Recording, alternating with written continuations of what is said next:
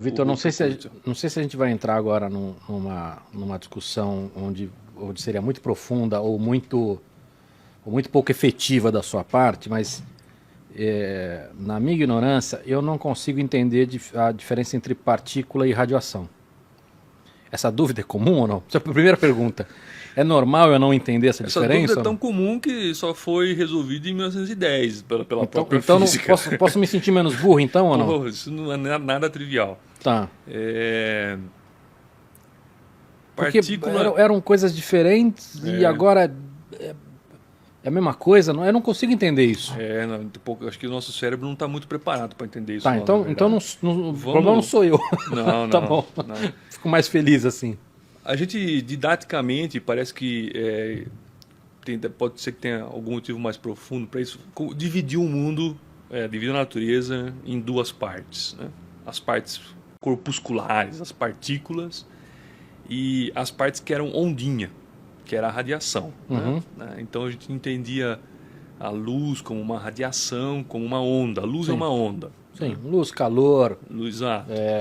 E, som. e por muito tempo, essas duas coisas habitavam em mundos separados. Ou é partícula, ou é radiação, ou é onda, ou é luz.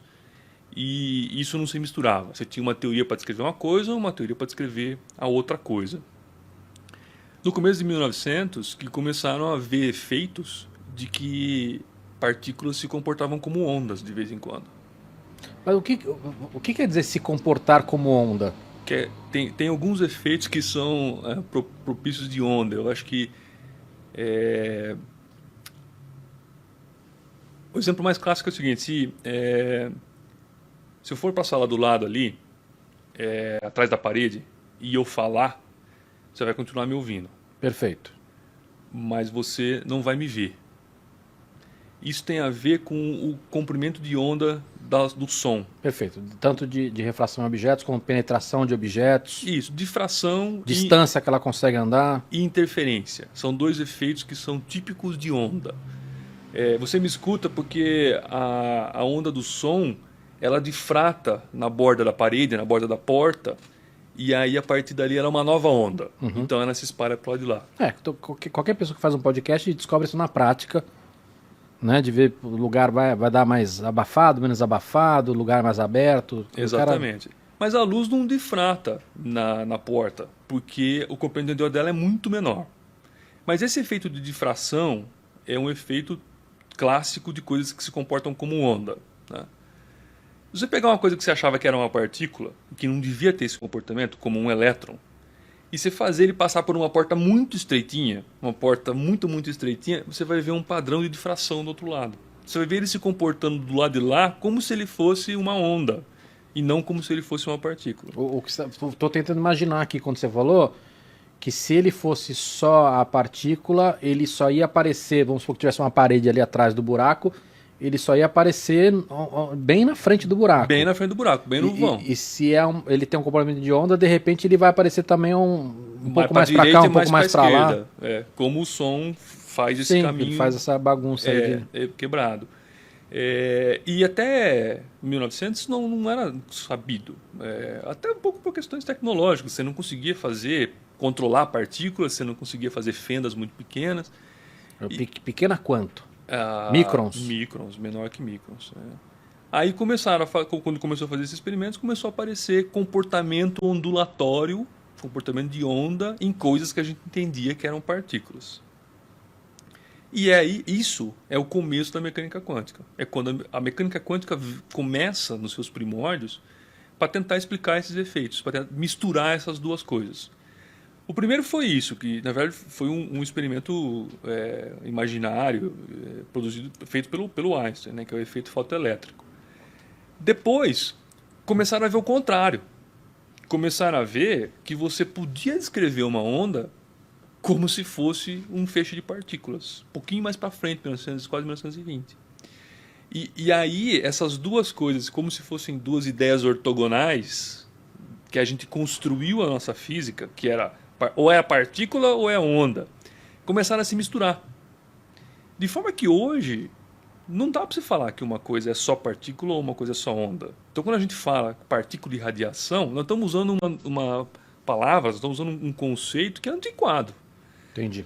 A gente não inventou uma palavra nova para chamar essa mistura de onda e partícula. Talvez o mais adequado seria ter uma palavra, parte-onda, uma coisa assim, que descrevesse ao mesmo tempo as coisas que a gente observa na natureza.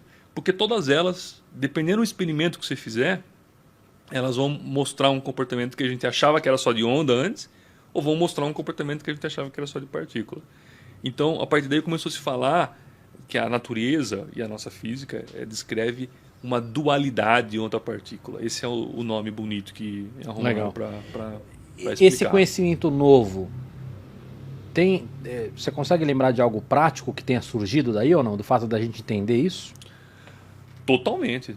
Na verdade, todo o desenvolvimento da mecânica quântica, toda a nossa compreensão do material, dos materiais, vem da interpretação de onda-partícula. Tá, mas aí quando você fala disso, eu lembro, a primeira coisa que veio na minha cabeça é o computador quântico que ainda está na infância. Não, vamos lá atrás. Silício. Silício para chip. Para chip. Qualquer chip só funciona porque você misturou partícula e onda. Se você não entendesse que partícula e onda era a mesma coisa lá nos primórdios da mecânica quântica, você não ia entender como a matéria se comporta. E aí matéria, uma matéria mais simples a gente já entendia melhor como funcionava. Mas semicondutor, que é exatamente o que você precisa para chavear toda a nossa eletrônica, o sistema de chaveamento fundamental de todo o sistema elétrico usa semicondutor. Legal, isso não tinha noção que era... Semicondutor só pode ser explicado fundamentado numa teoria que mistura o que é onda e o que é partícula. Só que, de novo, voltando no assunto que a gente estava falando lá atrás, quando os caras começaram a propor aqueles negócios lá para explicar partícula e onda, eles não têm a menor ideia que aquilo ia desenvolver uma tecnologia depois de 20, 30, 40, 50 anos, certo? Mas hoje a gente não saberia usar a tecnologia, não saberia ter feito tecnologia se não tivesse sido desenvolvimento. Então, o século XX, a questão chave para desenvolver tecnologia no século XX é entender como a matéria funciona. A partir do momento que você entende como a matéria nas interações atômicas funcionam, você começa a poder usar o que já existia na natureza e começa a poder fabricar coisas. Você começa a poder brincar de culinária com átomos. Você começa a poder brincar de misturar e procurar o efeito que você quer. Mas se você não entende como é que os ingredientes funcionam, você não vai fazer uma boa receita, certo? E a partir daí, que quando você entendeu a matéria, como é que ela é montada, que nasce toda a tecnologia. Então, o exemplo clássico é o silício. Pô, esse talvez seja o melhor exemplo do que a gente está falando, então, né? De ciência base. Porque nesse exemplo que você deu do chip, você... Mata tudo. Se a gente tivesse chip hoje... né? Absolutamente tudo à nossa volta aqui, o seu celular, até o a mandíbula. microfone. Pois é. Não estaria funcionando direito. Não estaria funcionando direito. Não sai do computador. Já não funciona direito, né? É verdade. É verdade. Muito bom. Aliás, antes de você mandar mais perguntas, que depois assistiu o episódio do Ale Cunha, que a gente fala de como é que constrói os chips, que é bem legal também.